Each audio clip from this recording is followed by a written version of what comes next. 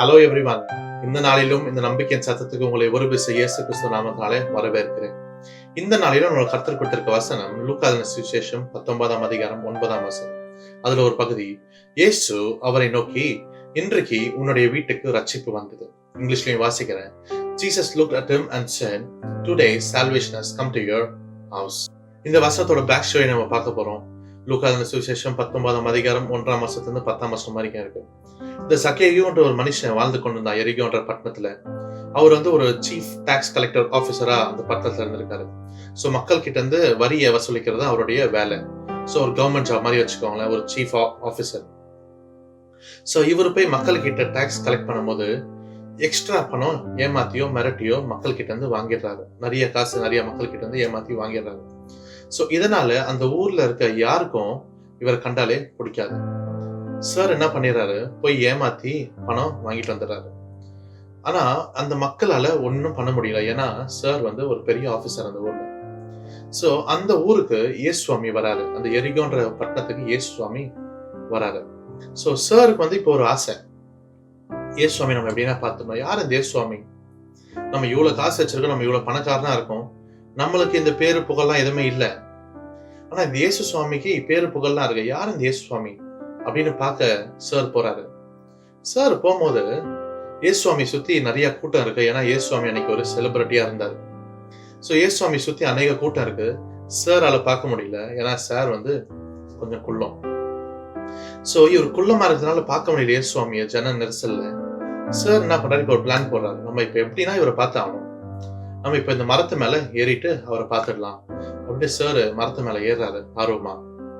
ஏறி இயேசு சுவாமியை பார்க்கும்போது ட்விஸ்ட் என்னன்னா, இயேசு சுவாமி சாரை பார்த்துறாரு.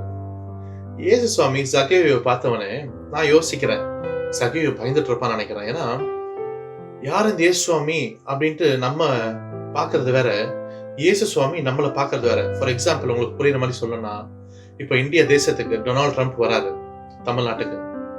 நிறைய பேர் அவரை பார்க்க போவாங்க.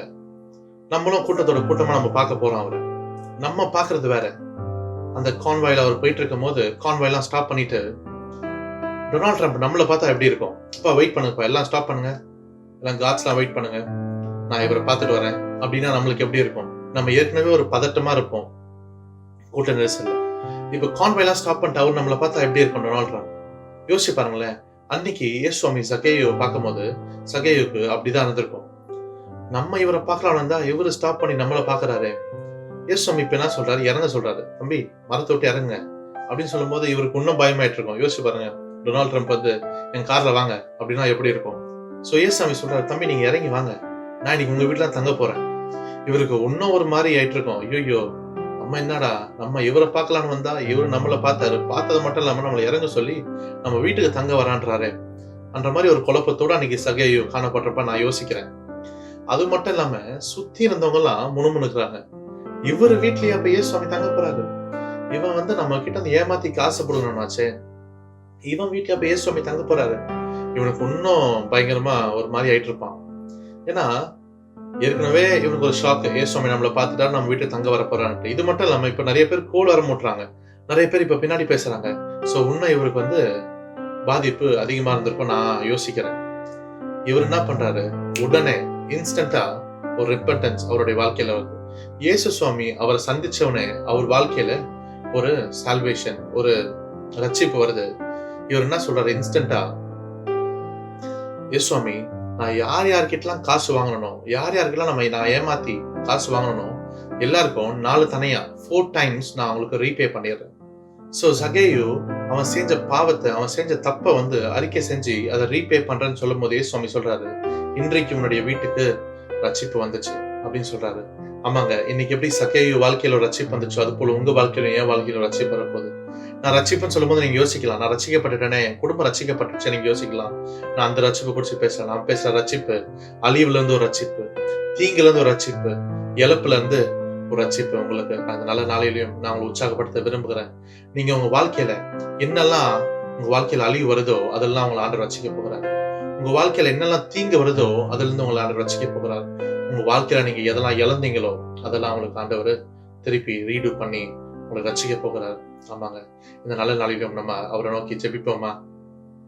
அன்புள்ள இயேசுவாமி, இந்த நல்ல நாளுக்காக நன்றி செலுத்துகிறோம் ஆண்டவரே. அப்பா, எங்க வாழ்க்கையில இன்னைக்கு ஒரு ரட்சிப்பு வந்ததுக்காக நன்றி செலுத்துகிறோம் ஆண்டவரே. அப்பா, நீங்க எங்க வாழ்க்கையில வந்ததுக்காக நன்றி செலுத்துகிறோம் ஆண்டவரே. அப்பா, நீங்க எப்படி அன்றைக்கு சகேயு ஆண்டவரை முகமுகமாய் பார்த்தீங்களோ, அது போல அப்பா நீங்க இன்னைக்கு எங்களை முகமுகமா பார்க்கறதுக்காக நன்றி செலுத்துகிறோம் ஆண்டவரே. அப்பா, அந்த நாள் முழுவதும் எங்களை பாதுகாத்துக் கொள்ளுங்க. அப்பா, எங்களை வழிநடத்துங்க. இயேசு கிறிஸ்து நாமத்தாலே ஜெபம் கேட்கிறோம் நல்ல பிதாவே. ஆமென். ஆமென். இந்த நல்ல நாளையும் நான் உங்களை சந்திச்சது ரொம்ப சந்தோஷம். மீண்டும் ஒரு உற்சாகப்படுத்துற வசந்த நாளை தினத்துல உங்களை சந்திக்கிறேன். Until then, bye from Sam. ஒருவேளை உங்களுக்கு ஜெப குறிப்பு நினைச்சுன்னா இந்த வீடியோட முடிவுல ஒரு இமெயில் அட்ரஸ் கொடுக்கப்படும். அந்த இமெயில் அட்ரஸ்க்கு உங்க ஜெப விண்ணப்பங்கள் அனுப்புங்க. நான் உங்களுக்கு ஜெபிச்சு கொண்டு இருக்கிறேன். அநேக பேர் உங்க ஜெப விண்ணப்பங்கள் அனுப்பிச்சு கொண்டு இருக்கீங்க. ஆண்டவர் பெரிய காரியங்களை செய்ய போகிறார். Thank you. God bless you. God be with you.